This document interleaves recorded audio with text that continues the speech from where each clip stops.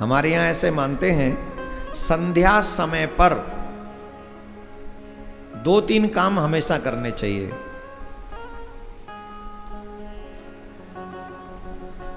करने चाहिए 2-3 काम। और हम जो कहने जा रहे हैं शिव जी ने उसकी आज्ञा भी दे दी, बोले हाँ सही कह रहे हो एकदम। और 2-3 लोगों को भी पता चल गया कि हम क्यों कह रहे हैं ये बात।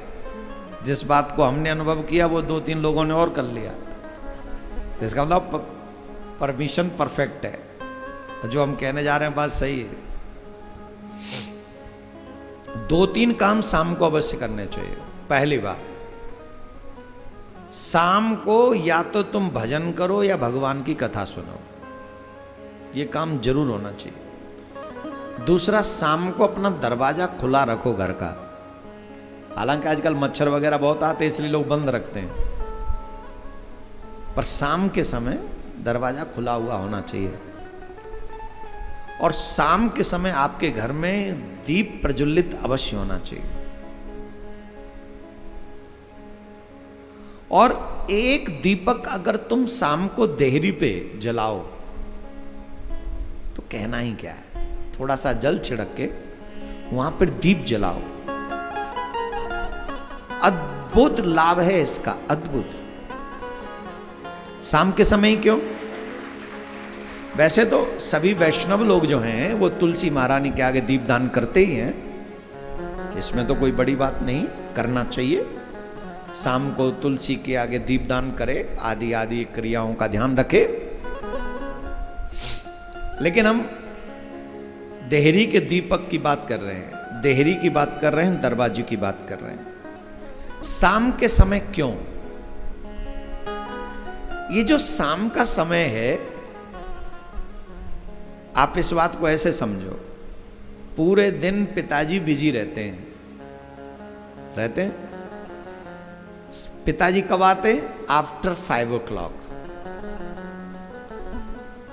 तब माताजी क्या कहती हैं? देखो मैं तो 2 महीने से बोर हो गई घर में। पूछा क्या चाहती हो? बोले चलो ना हम और आप बच्चे थोड़ा घूम के आते हैं, देख के आते हैं। तो पति कहते चलो चलते, गाड़ी निकालते हैं, कोई बात नहीं तुम्हारे लिए चलते। तो अपने बच्चों के साथ तब पिताजी बेंगलोर की मार्केट में, जहाँ प्लेस अच्छा हो, उनको लगता हो, जहाँ की रिक्वायरमेंट देवी जी कर दें कि I want to go that place, तो फिर कहे इट्स ओके। अच्छा, वो देवियाँ मुझे बड़े घूर घूर के देख रही, बोले इतना भी अच्छा नहीं मिला हमें। अब तुम जिन को मिल गया है उनकी बात कर रहा हूँ, जिनको नहीं मिला वो तुम जानो, तुम्हारा काम जाने, हम क्या करें। कोई तो मिला, किसी को तो मिले ही है। ऐसे कईयों के पास हैं जो पत्नी कहती हैं वो देवता करते हैं। और मैं तो कह रहा हूँ अब ऐसे ही पतियों की जरूरत है कलयुग में, अपनी मत चलाया करो। सतयुग, त्रेता युग, द्वापर युग में पत्नी पतिव्रता होती थी, कलयुग में थोड़ा सा चेंज हो जाओ, तो यहाँ पत्नी व्रता थोड़ा बनो, फायदे में रहोगे बेटा। तो पिताजी पति बच्चों को लेके घुमाने ले गए और घुमा के वापस आ गए। तो बताओ पत्नी को अच्छा लगा कि नहीं लगा? बच्चों को अच्छा लगा कि नहीं लगा? लगा कि नहीं? बोलो, लगा? हमारे पिताजी कौन है? बोले शंकर भगवान। माताजी कौन है? माँ पार्वती। एवरी इवनिंग में नगर भ्रमण पे निकलते हैं, वो अपने बच्चों को देखने के लिए निकलते हैं। हर शाम को शंकर भगवान और माँ पार्वती पूरे संसार जगत को देखने के लिए निकलते हैं, ये कर क्या रहे हैं। और जहां जहां अच्छी प्रवृत्तियां होती हैं वहां वहां माताजी ठहर जाती हैं, रुको ना थोड़ा, देखो नहीं बच्चे क्या कर रहे हैं, सब हम उन्हीं की संतान तो हैं। तो वो कहते देखो ये बच्चा कितना अच्छा, ये देखो बच्ची कितना अच्छा कर रही है, देखो यहाँ आपका नाम लिया जाए, देखो आपकी कथा चल रही है, देखो आपके लिए दीपक भी जलाया। तब शंकर भगवान कहते अच्छी संतान है हमारी। और वहीं शाम को कुछ ऐसे भी संतान है भगवान की कि उनके कीड़े 5 बजे से चलते हैं, 4 बजे, 4:30 बजे ही उनके कीड़े जगते हैं। और जैसे ही ऑफिस फ्री, वो सीधे घर नहीं आते हैं, वो कहीं और ही चले जाते हैं और वहाँ पर कुछ भी करते हैं। तब माता जी उन्हें देखकर रुष्ट हो जाती हैं और कई घरों में देखती हैं माता जी, वहां पर मांस बन रहा है, वहां माता जी पिताजी दोनों रुष्ट हो जाते हैं, अरे राम राम राम। कई घरों में देखते हैं यहां पर स्त्री का अपमान हो रहा है, उल्टी सीधी हरकतें हो रही हैं, तब माता जी पिताजी को बड़ा कष्ट होता है, कितने भाग्य से इनको मानव जीवन मिला और ये कैसा अपना नाश करने पे लगे हुए, अरे राम राम राम, डूब मरना चाहिए इनको। नोट हो जाता है उसी समय बाबा प्रण कर लेते, इस घर में दोबारा नहीं झांकना, यहां पतन होगा इनका। मां पार्वती कहती मैं भी नहीं आऊंगी, यहां तो जीवों की हत्या हो रही है।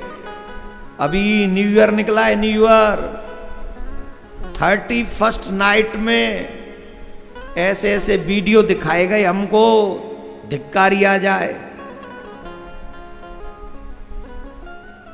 जवान जवान बेटियां नशे के करके नशा कर करके सड़क पे पड़ी हुई, यही बेंगलोर में MG रोड, पुलिस वाले उठा उठा के ले जा रहे हैं, जनता उठा उठा के साइड में रख रही है, यहां पड़ जाओ। माँ बापों ने बड़े गर्व से भेजा, मेरा बच्चा कहां, बोले कि बेंगलोर में पढ़ रहा है, और बच्चा MG रोड पे पी के पड़ा हुआ है। ऑलमोस्ट हिंदू बच्चे, क्या इन पे भगवान कृपा करेंगे? इन पे माता पिता की कृपा होगी? जवाब दीजिए, आप पर कृपा क्यों नहीं होगी? देखो इतनी दूर, मैं एकदम बेंगलोर के आउटर पे बैठा हुआ हूं,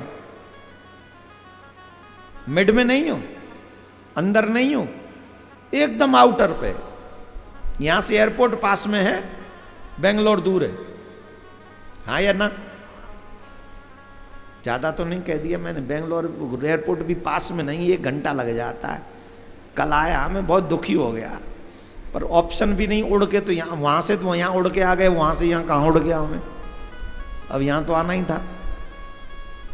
लेकिन फिर भी आउटर ही माना जाएगा ये प्लेस। और आप, मैं जानता हूं मेरे शिष्य जो यहां बैठे हैं, बेंगलोर के उस कोने से आया,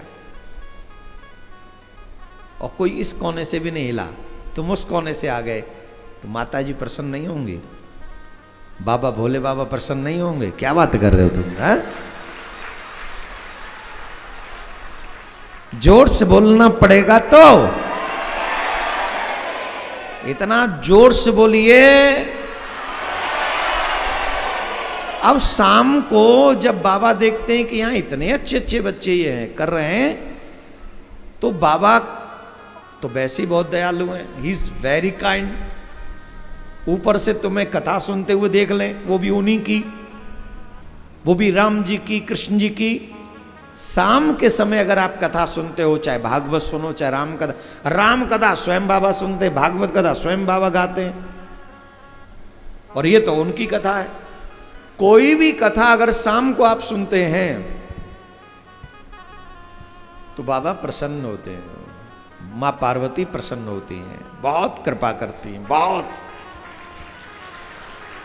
क्योंकि वो नगर भ्रमण पे बच्चों को देखने के लिए जब जाते हैं, तो आप और हम जब शाम को ये कथा सुन रहे हैं, तो ये हमारे लिए परम सौभाग्य का विषय है, परम सौभाग्य का।